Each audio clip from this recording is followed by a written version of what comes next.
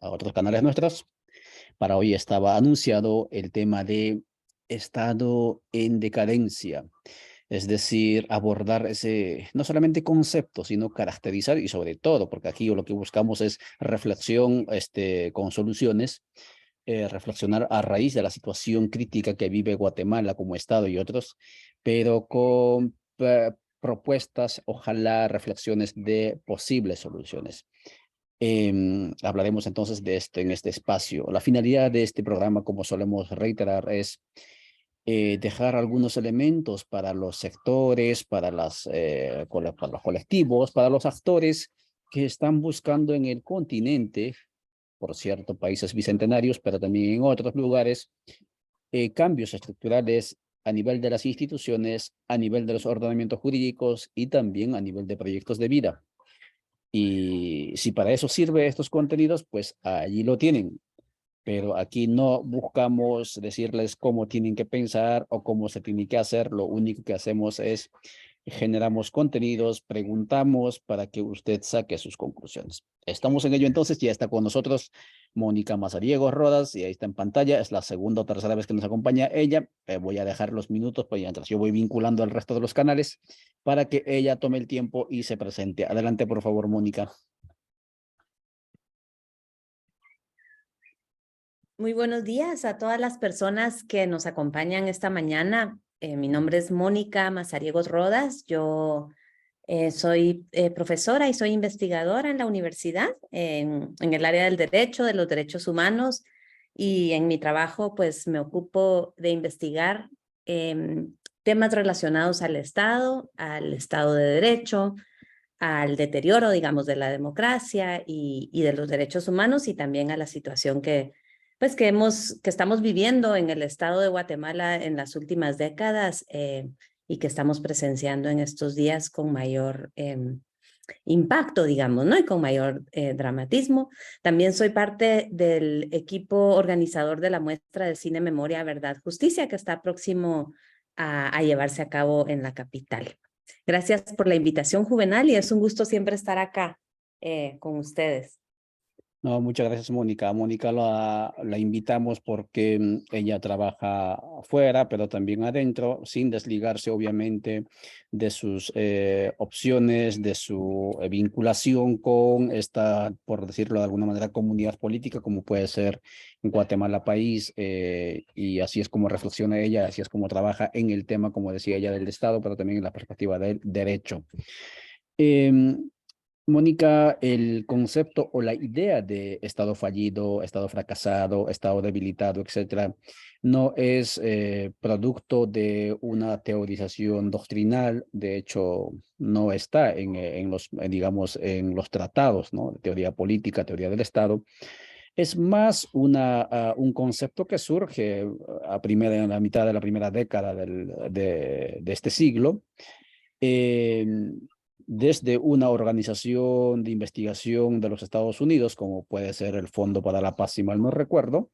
Estamos allá en el 2005 y yo en ese tiempo acompañaba procesos en Bolivia, y allí había bastante preocupación porque Bolivia estaba al límite de ser incorporado como Estado fallido. En ese 2005, Colombia había sido incorporado como Estado fallido. Haití se mantuvo y estuvo y se mantiene hasta ahora. República Dominicana, que comparten territorio con Haití, la misma isla, digamos,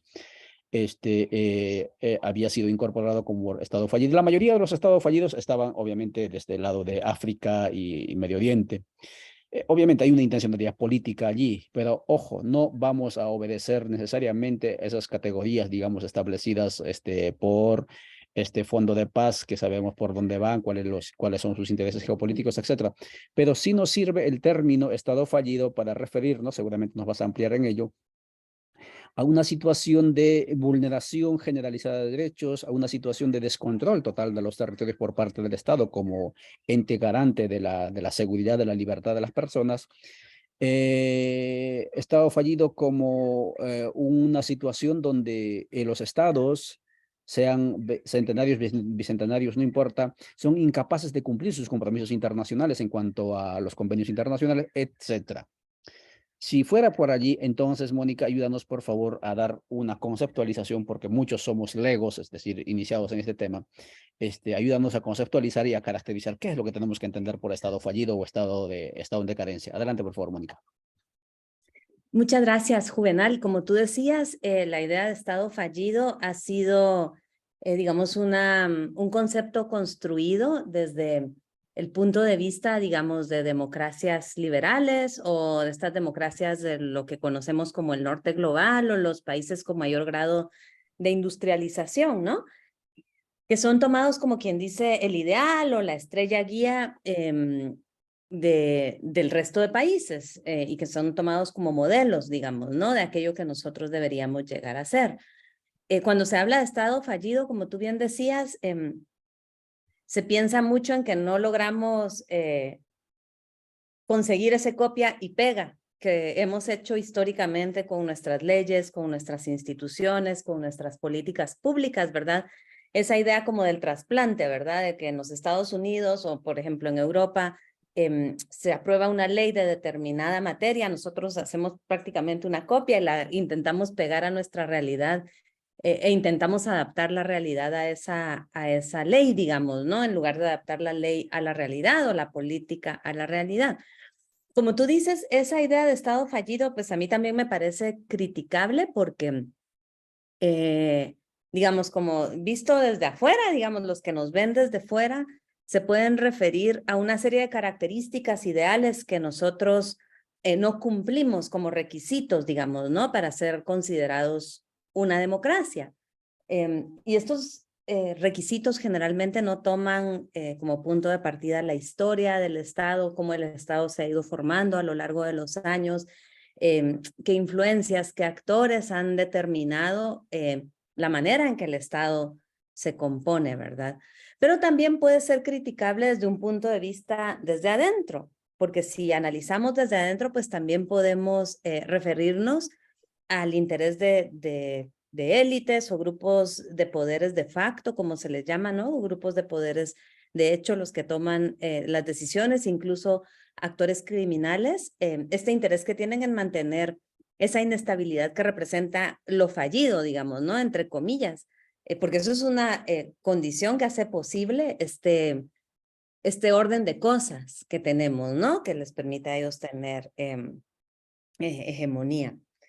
En todo caso, me parece, como tú dices, Juvenal, que es una noción interesante para pues tratar de entender lo que pasa, para tratar de explicarnos el momento en que esta idea del Estado de Derecho, que es, y del Estado democrático de Derecho, que era a lo que aspiraba, digamos, la Constitución que tenemos vigente hoy, a lo que aspiraban los acuerdos de paz, con muchas imperfecciones, desde luego, porque ya, como bien sabemos, ni esa constitución y esos acuerdos de una manera relativa tuvieron participación de los pueblos, ¿no? En nuestro país. Dicho sea todo esto, a mí me parece, digamos, un poco más interesante el concepto de la cooptación del Estado, por esos motivos, porque me parece que explica de buena manera lo que estamos viviendo hoy sin necesariamente tener como referencia o como parámetro la idea de una democracia, digamos, de un país desarrollado, de un país del norte global, ¿no? O sea, esta idea nos permite analizarnos tal como es nuestro proceso, ¿no? Y bueno, como sabemos, y también hemos hablado en algunos programas anteriores, la idea de la cooptación del Estado sería esa idea de la pérdida de la legalidad o del Estado de Derecho en un momento en el que ya no son solo las élites económicas, los grupos empresariales los que influyen desde afuera, digamos, a los tomadores de decisiones en el Congreso o en las Cortes, sino ya son redes criminales, ¿no? Agentes que hay desde fuera influyendo las decisiones, pero también los tomadores de decisiones como parte de toda esa entramado y de toda esa red, ¿verdad? Con agentes privados y públicos, por así decirlo, ¿no? Eso es lo que se ha estudiado como reconfiguración cooptada del Estado. Cuando eso pasa, en todos los poderes del Estado, como lo hemos visto en nuestro caso, el poder ejecutivo, donde está el presidente de los ministerios, el Congreso y las Cortes, y en todos los niveles, porque llega desde el gobierno nacional hasta el COCODE muchas veces, ¿no? Esa lógica del Estado como botín, que se nos vuelve una cultura, que se vuelve una situación, digamos, ¿no? En general. Entonces, digamos que la idea del Estado de Derecho o la idea del Estado democrático de derecho y en el caso pues de Codeca y de los movimientos que buscan una transformación, el Estado plurinacional y el Estado democrático entendido en ese sentido, buscaría la vigencia pues de los derechos humanos reconocidos como producto, digamos, ¿no? De la participación de los pueblos, la protección de valores como el bien común o los bienes comunes, o el interés nacional, o los intereses plurinacionales, según como lo querramos definir, y el cumplimiento de una ley que represente, digamos, ¿no? A todas las personas, a todos los pueblos en un país. Por el contrario, la reconfiguración cooptada del Estado, que se parecería, digamos, en estos términos prácticos que Juvenal introducía el programa a la idea del Estado fallido, pues no tiene límites al poder, no hay límites democráticos al poder, en ese caso rigen los privilegios, no los derechos humanos, ¿verdad? Hay una desconstitucionalización de los derechos porque todo aquello que estaba como mínimo, digamos, reconocido en la Constitución, pues ya queda fuera del tablero político, del tablero, digamos, de la realidad y de lo que el Estado puede garantizar. Sustituye al bien común por intereses privados, ¿verdad? Como lo hemos visto en nuestro caso en Guatemala, por intereses privados y por supuesto por privilegios en lugar de derechos, ¿no? Y en lugar de que haya un cumplimiento de una ley representativa, de una ley que nos incluya, digamos, a todas las personas y pueblos, pues lo que hay permanentemente es una zona gris donde hay ahí como siempre una ambivalencia, ¿verdad?, entre lo legal y lo ilegal, y más bien hay como una idea de camino hacia un estado de negación del derecho y no hacia un estado de derecho, ¿no? Por ahí es como yo lo entiendo, como yo lo veo y como me parece que podríamos pensarlo en el caso de Guatemala de una forma aterrizada, sin mirarnos en comparación a otras democracias, porque ese test uno nunca lo va a pasar, empezando porque si se cumpliera toda la ley, de todas maneras la ley que tenemos no es una ley incluyente, no es una ley democrática en el sentido de que no ha sido escrita por todas las personas que habitamos este país o por toda la ciudadanía, digamos, ¿no? Entonces, no hay manera de entrar o de pasar un test democrático si consideramos la historia de nuestro país, si consideramos la historia de las leyes, de las instituciones y cómo se han desarrollado y cómo se han construido, digamos. No habría que hacer ahí algún cambio primero para poder mirar después si pasamos un test de democracia entendida en ese sentido, ¿no? De acuerdo, Mónica, muchísimas gracias por esta sinceridad. No podríamos pasar el test, dice Mónica, si acaso tendríamos que someternos. Claro, la pregunta está en que quién elabora el test, los cánones, los parámetros, ¿no? Y qué intencionalidad Exacto, también están detrás de todo ello. exacto. Y como decíamos al inicio, no queremos encapsularnos en lo que han querido conceptualizar bajo este término de estado fallido, pero sí nos sirve, digamos, este término como para poder reflexionar, ¿no? Ojalá propositivamente sobre nuestra situación y la situación de los estados bicentenarios en diferentes partes del continente. Claro, si usted mira, estimados seguidores que me está siguiendo en Radio Victoria, me está siguiendo en Rondas Campesinas del Perú, en Inca Comunicaciones de Argentina, en diferentes partes, si usted mira, si entra a Internet, ¿sí? O a la inteligencia artificial, ahora es mucho más fácil, y busca qué estados fueron categorizados, catalogados como estados fallidos, se va a dar cuenta que no necesariamente son los estados más violentos, ¿no? Es decir, que perdieron control de la seguridad en su territorio, etcétera, quienes han sido categorizados en ello. Un ejemplo concreto, por ejemplo, podemos echar Corea del Norte, Irak y así sucesivamente, diferentes países, ¿no?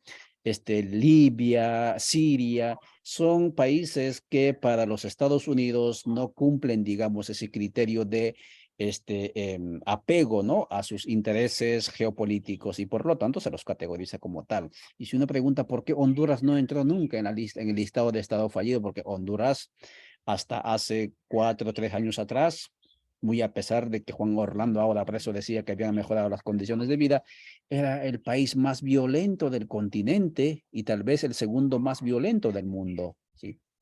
Otra cuestión, ¿por qué Estados Unidos no entra en situación de estado fallido si allí es donde hay mayor cantidad de matanza y la gente está completamente armada por su concepto de seguridad ligado a la aportación y acceso a armas de fuego, por ejemplo? Porque estado fallido implica violencia, implica pobreza, implica abandono de servicios básicos, implica destrucción de los pocos derechos que se habían establecido y garantizado, etcétera. Pero como digo, el concepto, bueno, el término nos sirve para poder abordar esta cuestión y Mónica nos dice estado fallido como también estado cooptado. Y allí también, Mónica, que trabajaste el tema del estado cooptado. Aquí te encuentras con una situación, digamos, desde los movimientos y sectores populares que abiertamente dicen que no se sienten parte del Estado y no se sienten representados, por lo menos narrativamente dicen eso, ¿no? No se sienten representados por las instituciones, etcétera, y por lo tanto no reconocen la institucionalidad del Estado, por más que esto no guste, ¿no?, a mucha gente, pero es así esa realidad, así es como lo relatan. Desde estos sectores populares no existiría, digamos, Estado cooptado porque el Estado siempre, o sea, la cooptación, según tu análisis, ¿en qué momento se da, no? Y en qué momento es que de la historia de republicana es que se afianza más, ¿no? Por un lado, y por otro lado es que los sectores populares dicen que no existiría cooptación porque el Estado siempre fue de ellos, ¿no? Y por lo tanto fue una herramienta de dominación, de legitimación, de acumulación, y entonces no pega el concepto de Estado cooptado. ¿Cómo respondes a ese comentario, Mónica? Sí, es una pregunta interesante. Yo creo que habría entonces que quizás que diferenciar, como tú dices, históricamente el Estado ha estado capturado, por así decirlo, ¿no? El Estado, pues desde la colonia hasta nuestros días no ha sido el Estado entendido desde el punto de vista de las instituciones, ¿verdad? Porque el Estado, en términos más amplios, el Estado somos todas las personas, ¿verdad? Somos las relaciones que habitamos Guatemala. Pero el Estado entendido desde ese punto de vista de las leyes, de las decisiones, de las instituciones, estaría capturado desde siempre, como tú bien dices, y con prácticas de corrupción que incluso dieron origen o fueron uno de los motivos, digamos, ¿no? Una de las razones para buscar la independencia. Eso está, pues ahí está ampliamente documentado, ¿no? Cuando yo me refiero a cooptación o a reconfiguración cooptada, que es como yo lo entiendo, estoy hablando quizás de un plazo más corto que tiene que ver con una época en la que se suponía que salíamos de esa guerra horrorosa que vivimos en Guatemala, que salíamos de ese periodo de dictaduras, digamos, que registramos mucho más fuertemente desde el 54, ¿no? Y que buscábamos una transición a otra cosa. Todos sabemos muy bien y aquí, digamos, yo creo que estamos partiendo de la idea de que esa transición igualmente era criticable por las razones que ya dije, ¿no? Tanto la Constitución como los acuerdos de paz tenían múltiples vacíos desde el punto de vista de quién los escribe, quién los formula, quién los firma, ¿verdad? Y el vacío que existe en torno a los pueblos y a la diversidad en general en el país.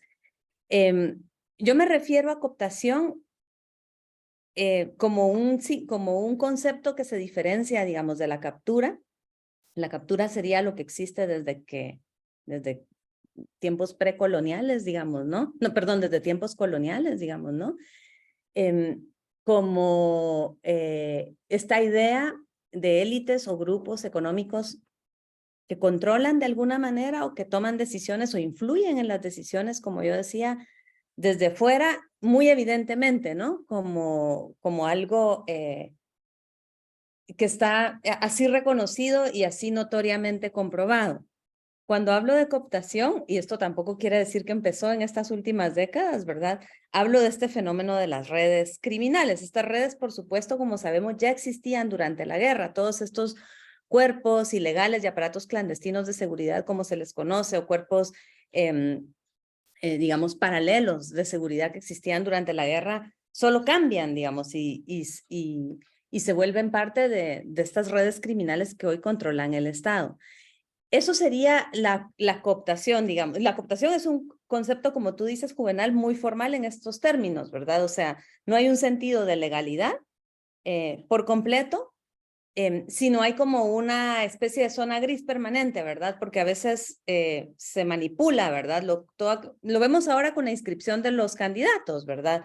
Mientras se cancela personas sin ningún antecedente, digamos, que han cumplido todos los requisitos por una manipulación de la ley, se permite la participación de otros que pues no solo tienen, digamos, antecedentes o procesos o cuestiones abiertas, sino son notoriamente desaprobados, digamos, ¿no? Por buena parte de la población. Y a eso me refiero cuando hablo de una situación de cooptación. Es un concepto bastante formal en esos términos, pero que sí nos ayuda a entender, digamos, cuál sería el grado de legalidad o de ilegalidad, o cuál es el grado de destape de la hipocresía que existe detrás del Estado de Derecho, por así decirlo, ¿no?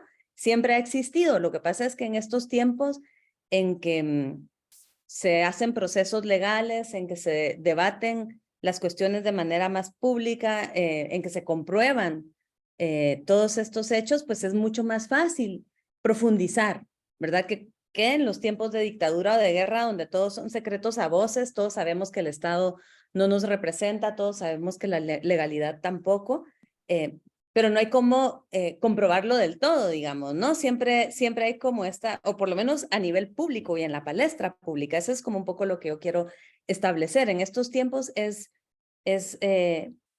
hay más probabilidad de establecer en la palestra pública todas estas debilidades, digamos, ¿no? Y todos estos, digamos, más bien fracturas de origen que tiene el Estado en Guatemala, ¿no? Que yo comparto, que vienen desde la colonia, pero que interpretando desde las últimas décadas en las que teóricamente habría democracia o se buscaría una transición a la paz, es más elocuente, digamos, la doble moral, el doble filo que tenía todo ese proceso, ¿no?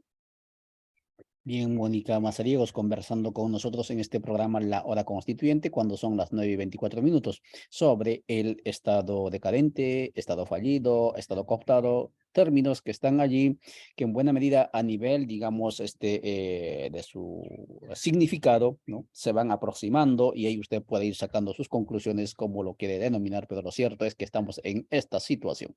Voy a ir a uno de los canales para ver qué comentarios nos están dejando. Dejé alguna pregunta, Mónica. Yo estoy revisando la página de Ollanta y dice, buenos días, Pueblos Red, dice Valdizán. Ahí te dejé una pregunta, Valdizán. Haz una pregunta. El tema de la ancestralidad, revisionismo, etcétera. Revisaré y te lo puse, Mónica, en tu WhatsApp. Si le puedes responder a Valdizán. Pedro Sí. Buch dice, exacto, le llaman derechos para todos a lo que en realidad son privilegios para unos pocos. Es una democracia de mentiras, indica. La semana pasada hablábamos del tema de Estado de Derecho y al final concluíamos de que en el fondo lo que existe es un Estado, ¿sí? Estado criollo de hecho, es decir, de facto, de la fuerza, ¿sí? Pero Estado de Derecho, y no solo esto es pero exclusividad de Guatemala, decíamos, también de otros países, ¿no? Pero Estado de Derecho quizás nunca existió en los hechos, ¿no? Como ese Estado garante, digamos, no solamente de la libertad, sino también que garantice efectivamente la eficacia del cumplimiento de los derechos universales, ¿no? Para todos, individuales y colectivos. Dice Lucrecia Jen, mi admiración a Moni, dice siempre tan puntual. Bueno, bien, bien, gracias por seguirnos. Lucrecia, Antonio Monzón saluda allí, Eva Judith saluda, está bueno. Dice Elizabeth Moreno, un buen día, saludos, Mónica. Dice, en WhatsApp, alguna de tus pupilos decía, te voy a leer un mensaje que decía, Marina María Jacinta Chichicastenango, mi directora del doctorado, se pone contenta al verte al parecer. Bueno, entonces estos son los mensajes. Vamos a ir después a otras páginas que estamos, donde estamos transmitiendo. Voy contigo entonces a pantalla nuevamente, Mónica. Si le quieres responder o quieres comentar a la raíz de la pregunta que te hacía Valdizán, por un lado, y luego entramos al tema de cuando hablamos de estado fallido, estado decadente, estado cooptado, ¿qué elementos tendríamos que tener básicamente en la cabecita para poder explicar, argumentar estos conceptos? Es decir, ¿cuáles son los elementos básicos, decimos, constitutivos, ¿no? de estos términos para categorizarlo al Estado? Te dejo con eso, por favor. Adelante, Mónica. Sí, yo creo que son conceptos bien básicos, Juvenal. Yo creo que yo retomaría un poco lo que tú decías cuando planteabas esta idea de si el Estado es cooptado o este Estado ha estado fuera, digamos, de las manos de los pueblos que integramos este país históricamente, ¿no?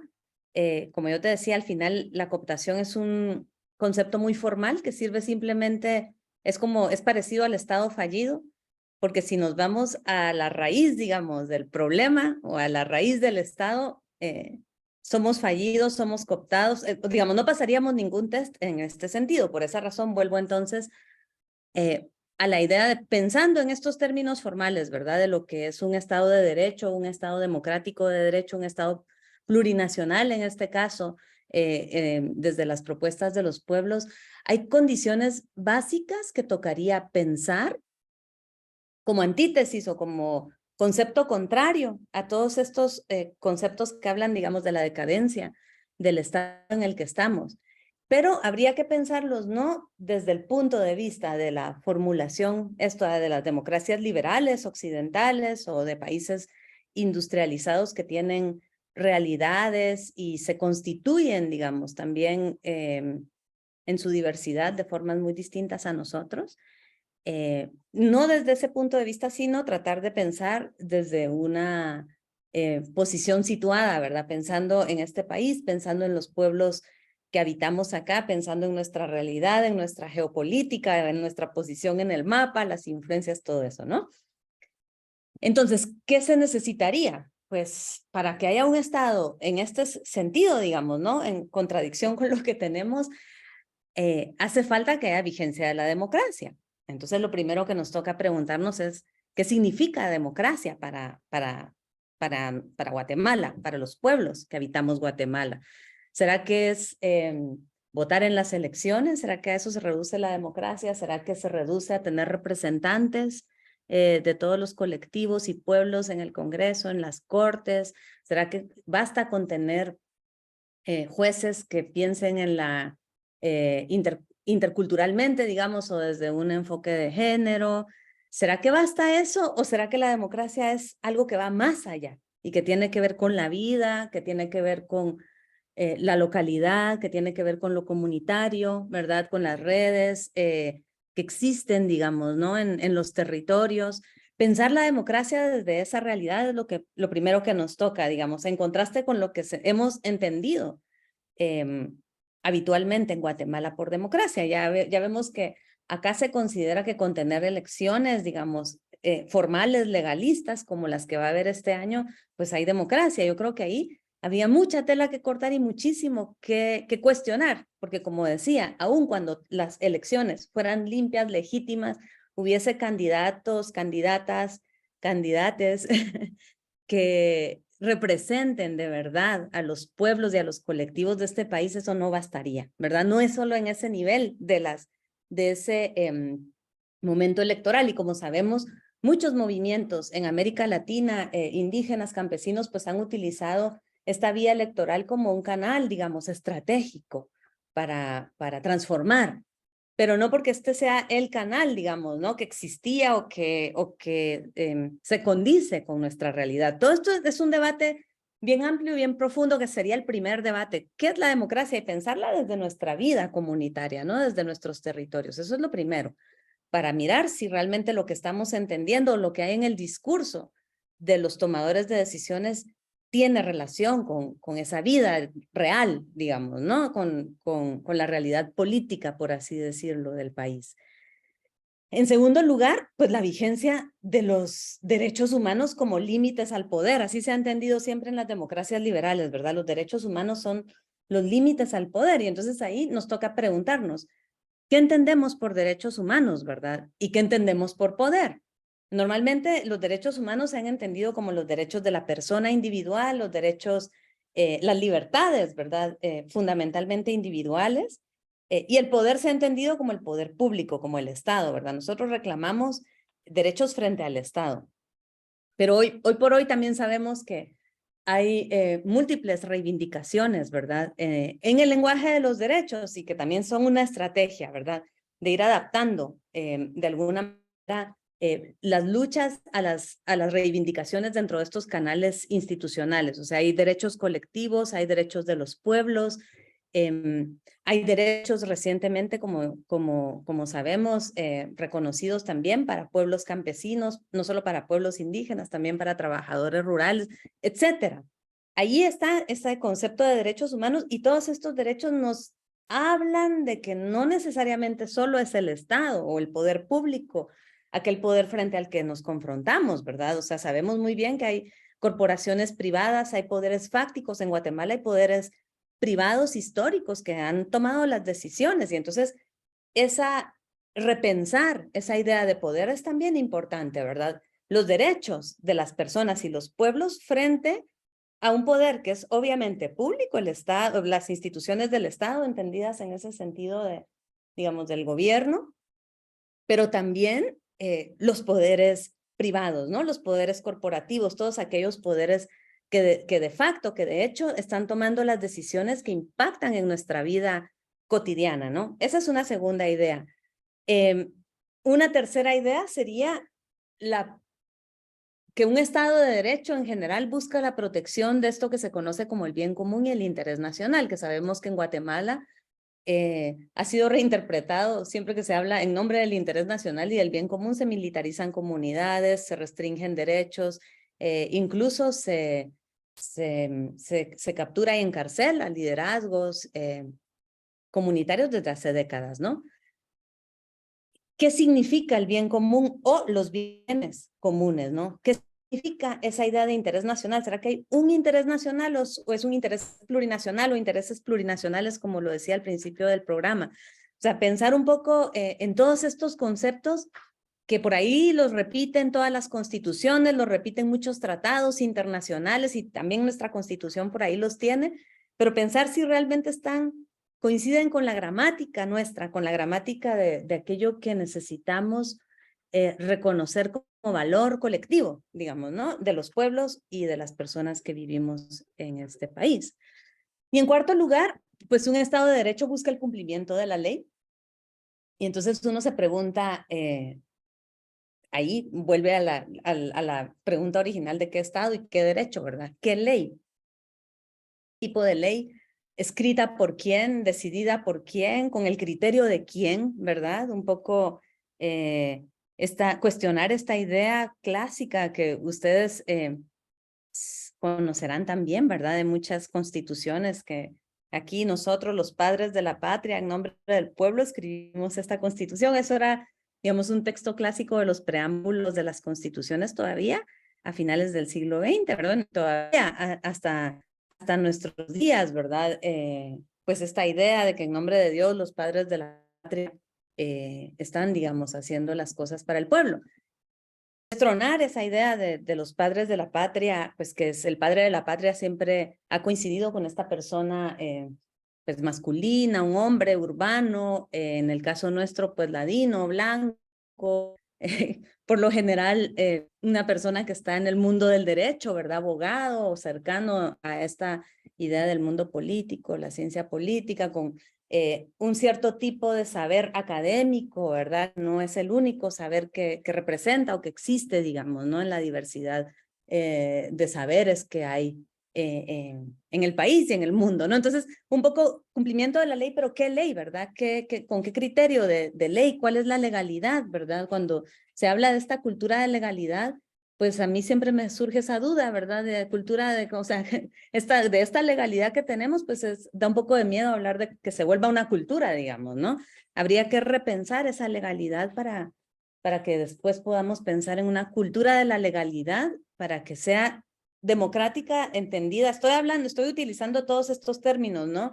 De las democracias liberales, pero que los podamos traducir de alguna manera a nuestra realidad, ¿no? Que sea, como decía, una legalidad que sea democrática, entendida en ese sentido más representativo y más incluyente de todas las personas, colectivos y pueblos, ¿verdad? En este país.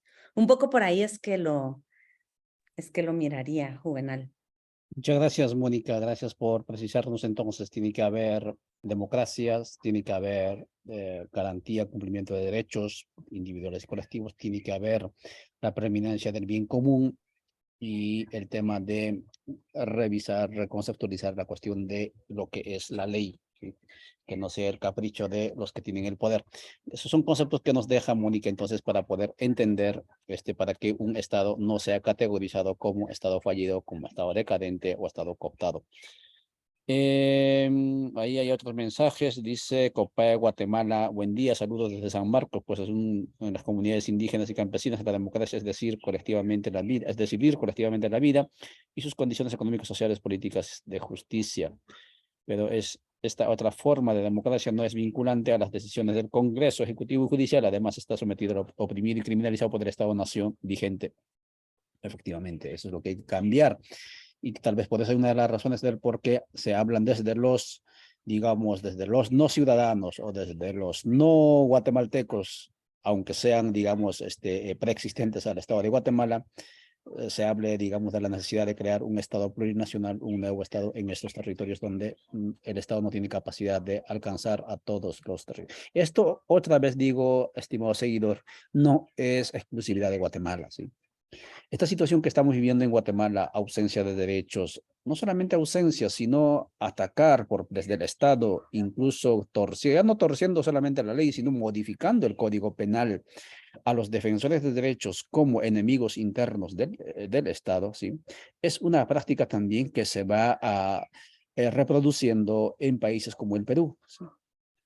Y en ciertos momentos aparecen en otras repúblicas también. Y por lo tanto, la urgente necesidad de pensar qué es efectivamente lo que estamos diciendo cuando estamos hablando de Estado de Derecho o Estado fallido, es urgente también en esos territorios.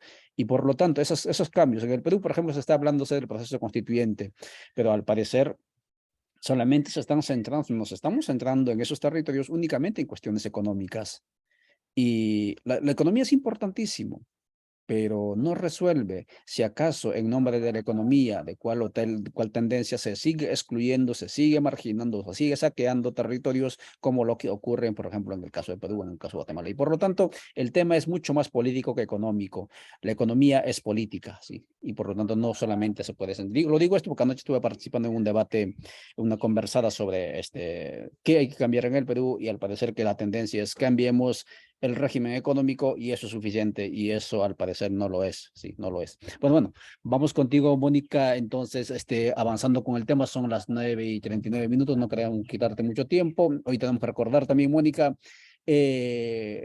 por primera vez en la historia del continente, en un rinconcito que se llama Cuba, en Playa Girón, por primera vez el imperio norteamericano ha sido expulsado, repelido, derrotado militarmente por un pueblo alzado en armas. Y eso es Cuba. Estamos haciendo memoria de aquella victoria, aparte de Vietnam, ¿sí? Los millennials, los chavos que están siguiendo en las redes sociales, no solo fue en Vietnam, fue aquí también donde el imperialismo militarista, fue derrotado y expulsado de la isla esta tan cercano que está Cuba.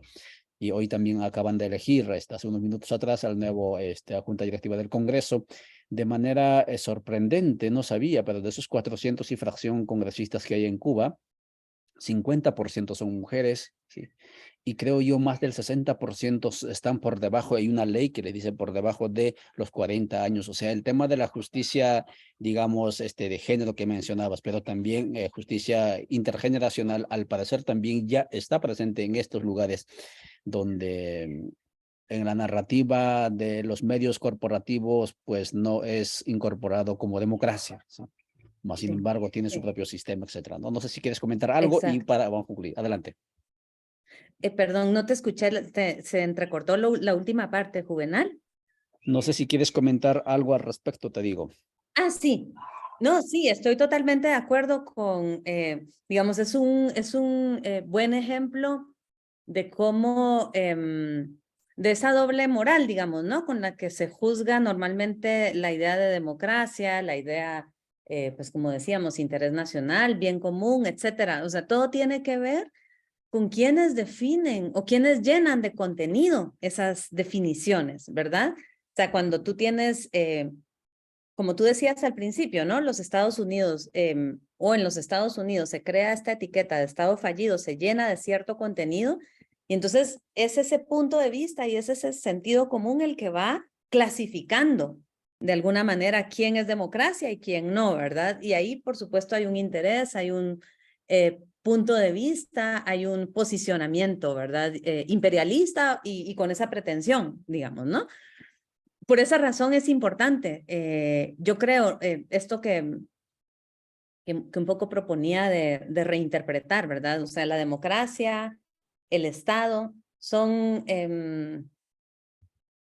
conceptos que se pueden dotar de nuevos significados. Esta idea de significante, ¿verdad? Vacío, que uno le puede dar el propio contenido, ¿verdad? Y uno puede ejercer el criterio propio en el sentido de que cuando uno reconoce esos contenidos, uno puede identificar qué es democrático y qué no lo es, sin que sean las noticias, sin que sean los gobernantes o sin que sean los países del norte global los que nos digan, ¿verdad? ¿Qué es y qué no es democracia? ¿Qué es y qué no es fallido, ¿verdad? Porque como tú bien decías también, o sea, cómo se puede no catalogar de estado fallido un estado en donde ocurren tantas matanzas, digamos, eso si no es fracaso de la democracia o si no es fracaso del derecho como antítesis de la guerra, entonces, ¿qué es? ¿Verdad? Pero ahí no se habla de Estado fallido, como tú bien decías. Entonces, me parece muy bueno el ejercicio, como de cuestionar y un poco pensando en esto que decías, ¿no? Cómo se ha utilizado el derecho penal para perseguir defensores de derechos humanos, dirigentes campesinos, dirigentes indígenas, digamos, autoridades ancestrales y más recientemente periodistas, jueces, todos aquellos que se oponen, digamos, a este statu quo, a este Estado, ¿verdad? Porque en últimas es esta idea de Estado que tenemos, a lo que se han opuesto todas estas personas que han sido perseguidas por el derecho, imaginémonos, ¿no? Y si es esa legalidad la que queremos que se restaure o que se guarde o que se tutele o en torno a la cual se cree una cultura, yo creo que eso sí da un poco de miedito. Por eso es importante, ¿verdad? Como, no, bastante miedito, diría yo. Por eso es importante dudar de los contenidos que se le han dado a todos estos conceptos, ¿no? Bien común, interés nacional, democracia, Estado, derecho, ley y legalidad, digamos, ¿no? Y pensar en contenidos que nos funcionen, ¿verdad?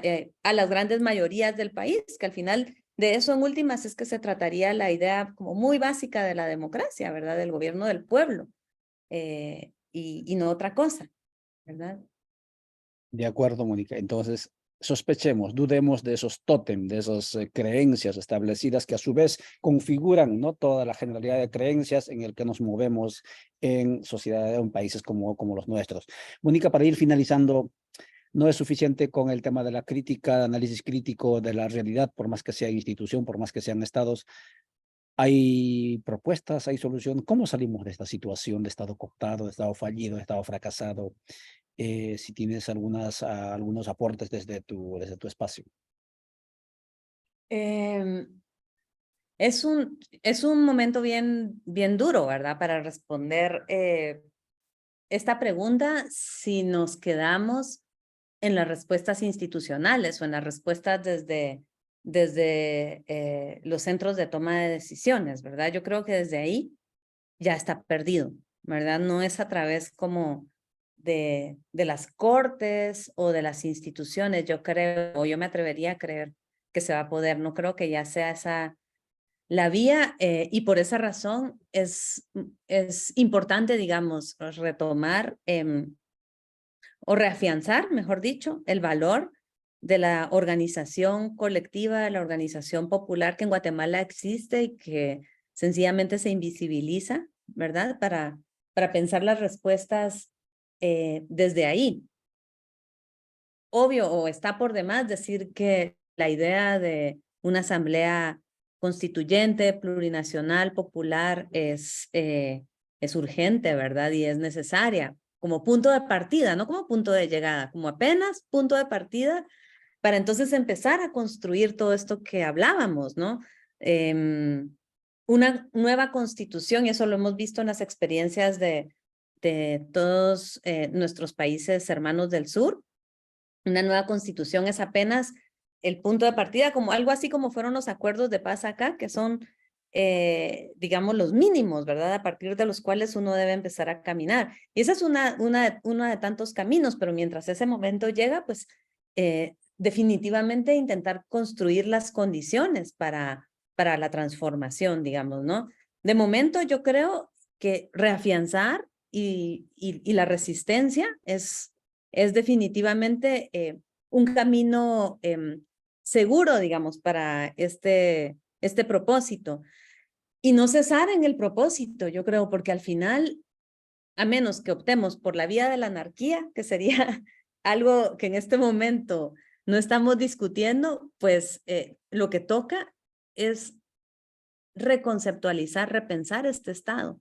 Y la vía, yo creo que ha propuesto Codeca y que también han propuesto muchos otros movimientos en Guatemala y en América Latina, es una vía importantísima porque es el derecho, digamos, de los pueblos.